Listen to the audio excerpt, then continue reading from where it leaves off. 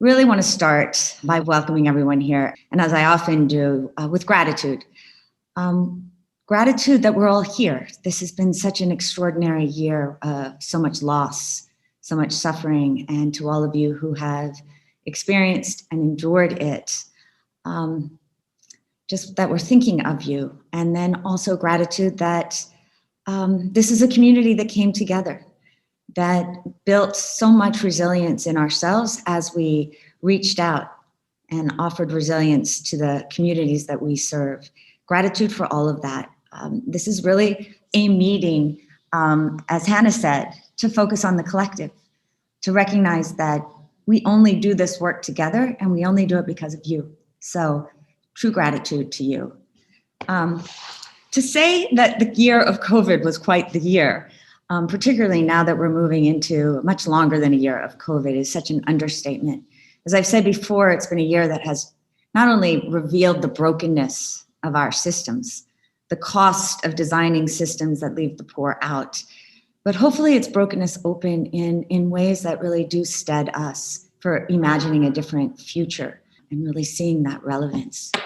In this past year, we've also seen a racial reckoning, not only in the United States, but across the world. And when we talk about the opposite of poverty, not being income, but being dignity, included in that is recognizing that we have to confront our spiritual poverty, that for too long we have overlooked and underestimated critical groups of people that must be part of the solutions that we build together. And you see that now in every country. We also were reminded in very stark ways in this past year that we weren't dealing only with a health crisis and a racial reckoning, but climate change is soon to become climate catastrophe if we don't just put our shared humanity, but the sustainability of the earth at the center of our systems. And then finally, certainly for those of us at Acumen, recognizing that the world has gone from interconnected to interdependent, has at its core this idea that we are each other's destiny. And it was so stark on the day the White House announced that at least for the United States, we could see the end of the pandemic within the nation's reach, that on that very same day in India, 350,000 new cases of COVID transpired. And since then, it's been more like 400,000 cases a day, as there's no equipment. The health system has fully collapsed in many places. Inequity is another enormous problem that we have to deal with as a world. One of the things that I have reflected on so much over the course of the year, and I think it's anyone who runs an organization, is that the conceit that any single individual, nation, organization can solve problems, the big problems, is no more. That we will only solve our biggest problems collectively. And that means learning new skills. That means focusing in different ways and really understanding what it means to create partnership. In many ways, we've been doing that for 20 years at Acumen, working across and within our community to build real change. And we talk about trusted communities of trust within our companies. And we've also seen that really play out to be true in this past year within the Acumen community. We've talked about this before with our emergency fund, but there was nothing like reaching out to our closest community, our partners, asking to raise money on trust, grant money to Acumen so that we could change our systems, and rather than make equity and debt investments, rapidly deploy grants so that our fellows and our companies could make it through the pandemic, only possible because of that collective action and a community of trust. And in that same way, in an almost counterintuitive way, when so many in the world were pulling in, protecting self, those communities, those companies that did the opposite and looked to see what they could do for others, in many ways thrived. In Pakistan, one of our fellows, Sarah Quram Saeed, who runs a company, Sehat Kahani, which is essentially telemedicine connected to 26 health clinics, had to lock down, shut all the health clinics, and decided that at that moment in lockdown that she would make her app free to anyone who needed it, and she would call out for volunteers that elicited another spontaneous, almost eruption of radical generosity. As you see, 5,000 doctors from not only across the country, but across the world came forward, 350,000 consultations. And just a few weeks ago, she became the first female in the nation to raise $1 million in a pre-Series A. Same as Sam Polk, an entrepreneur working to build nutritious, affordable, fast food restaurants, 8 of them in Los Angeles. And like many restaurants on the first day of lockdown, offered to deliver food. Unlike most, said that if you need the food but cannot afford to pay, we'll deliver it anyway. And again, reached out to the larger community of Los Angeles. And sure enough, people came forward, paid it forward. That brought the attention of government, partnered with government, has delivered over 6 million meals, increased the number of employees that they have by multiples. And so now he can imagine and put into place even more radical types of capital to enable Black and Brown employees not only to manage franchises, but to own them, to run them as they pay off their concessionary debt to the company. And the goal is 40 over the next 3 years, another model of a new kind of capitalism for a new economy that includes people that have been excluded. I mentioned the catastrophe in India, and it's also been actually emotional to watch our community once again reach out, help each other with deep mutual support, starting with the fellows themselves. There are 140 fellows across India. Some of them make $200-300 a month. Getting through the pandemic has for them meant getting their communities through the pandemic. And many of them didn't take a salary. But now, wearied as they are with family members really suffering, they're in dire need. 65% have family members with COVID, 30% of those family members are hospitalized. And so we still had funds from our emergency fund and raised more so that we have enough here, that we can, again, extend support based on trust. And it's the fellows themselves who, if they can, would like the opportunity to pay it back when they can, so that this could be an ongoing emergency facility for future emergencies.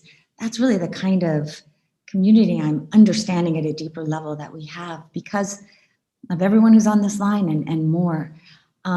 We will be raising $200,000 or $300,000 more once we reach these acute needs. And if you're interested, let us know. And in the meantime, to take care of the acute, we have already put up a link, as you know, to Give India and have a number of other organizations that we could help you with, because that's what this community does.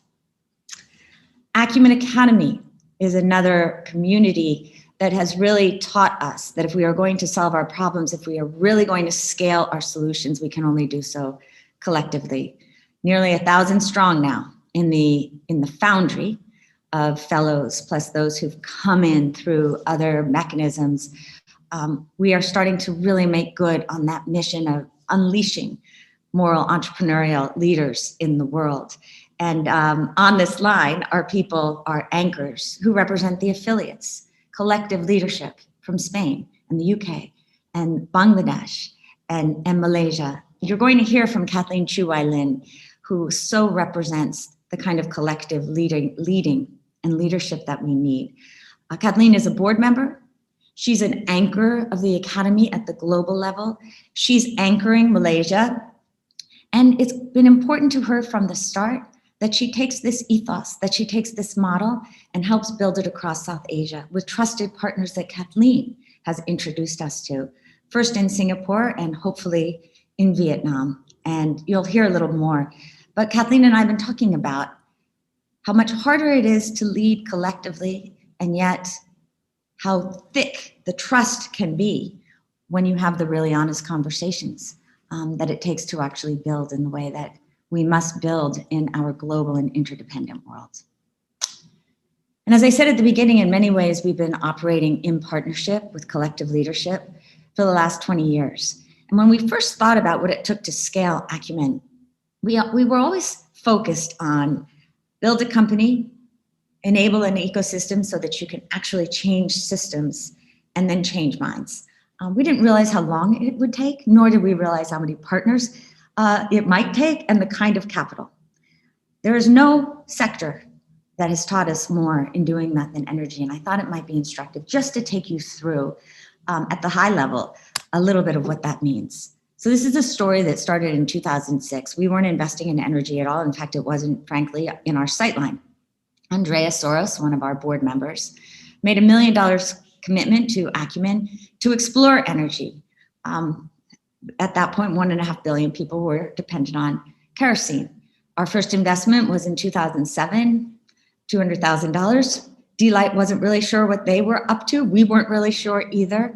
And you start to see that because of our partners, we were able to go where nobody else dared. One of the first to invest in microhydro, one of the first to invest in biomass, rice gasification, certainly one of the biggest along the way in off-grid solar. In 2017, as our companies like D-Light became much larger, and it became clear that we no longer could raise the kind of capital that they needed, nor was the impact sector ready to invest, we partnered again, this time with for-profit institutions, development institutions, most notably the Green Climate Fund, which I'll talk about before, to build Kawisafi, which has had real impact on the ecosystem. But instead of just going big, we also went to the frontier, into those markets where there was no electricity yet. And it was with that partnership and that daring, again, with IKEA Foundation, who not only helped anchor PEII, but other facilities that we've built along the way in climate and energy and have been real teachers. Julius mentioned lean data and 60 decibels, and I really believe that part of what put it on the map was the impact report that we were able to do together in 2017 to really show the energy sector what it was about. All of that accumulated in Acumen becoming the largest off-grid solar investor for the poor in the world, with a lot of trust so that our team could help catalyze what we hope will be a $90 million concessionary debt facility to close in the next month or two. And to give you a visual of what it actually means when you're not just investing in companies, but you're looking to solve problems and building ecosystems, here are all the different pieces of the ecosystem in which we've invested. And we've learned a lot about each one, and we need all of them. I mentioned Green Climate Fund. One of the things that we've really learned in partnership with Green Climate Fund, or GCF, is that over time you can build trust not only with individuals, but with institutions, and that we need that kind of trust to take on the thick, complex, messy problems that we deal with in the world. Because of Green Climate and in partnership with Green Climate and others of you, both individuals, philanthropists, and investors, we've been able to create 3 for-profit vehicles, in addition to one other in Latin America, that are really making change at the nexus of climate and poverty and will be a big part of our next 10 years. But it's not just about energy where we're building ecosystems. We want to learn from what we've done in energy, and we want to take it into new sectors. Education, where we have so much work to do as a world, specifically in Africa. We're at the beginning, but we're doing it in partnership with our partners, and the same in West Africa for inclusive business. I want to end with one story, because so often when Acumen talks, and certainly when I talk, I lean to those big successes that we are able to do after a lot of hard work. And it sometimes sounds like it requires, big capital. But the truth is, some of the most important role models and business models have come about because of individual partners that have played very specific roles with individual fellows or individual companies in partnership with us. And there's a great example with Amal Academy in Pakistan. It's actually a story that starts in the right-hand corner of your screen. Syed Babarelli, who's soon to turn 93 and has been part of the Acumen family since we first started in Pakistan. He really became the godfather to Acumen Pakistan. The next part of the story is to the left side of your screen. Benji Williams was a global fellow who we based in Pakistan. After there, he went to Stanford Business School, fell so in love with the country, that he went back to Pakistan to start essentially what has become one of the premier workforce development organizations, Acumen Academy. Along the way, he hired Ali Sadiq in the middle, who came from the Acumen community. And now Ali is the CEO. When my book came out, because so much of Amal is infused with the value system of Acumen, the ethos of Acumen, they wanted to find a way to get books to their graduates. And so they went back to Babar, and he reached out to his friends, and they contributed enough money so that they could provide books to Amal's graduates. And it was so thrilling and emotional to be able to deliver a commencement speech to 5,000 alumni who speak the language of Acumen and Amal, who are teaching us so much about the world, and to think about the different people and players along the way who made that happen. And so if I started with gratitude, let me end with hard-edged hope. The poet Rumi says there are 1,000 ways to kiss the ground. I really believe there are 1,000 ways to give as well. And we need all of them more than ever. This community, all of us, we give with whatever we have in ways that make sense for us from wherever we are. That's what makes it so remarkable. What binds us, because we are wildly diverse across nation, religion, race, ethnicity, class, is not any of those. What binds us is a set of shared values that are based in a true belief that we don't get dignity as a world until all of us have dignity. And that dignity really is about our individual agency to have more control over our lives. You make that happen and you embody those values. And so to take a line out of the manifesto, if this hard year at times felt like it was going to get us down, it was thinking about this community and the notion we all have that both individually and collectively we can extend our privilege to those who've been overlooked and underestimated is what truly gives that hope. And in a cynical world, there's no more radical thing we can do. And on that, I think we all agree. So thank you for standing with Acumen so that we can, all of us, stand with the poor.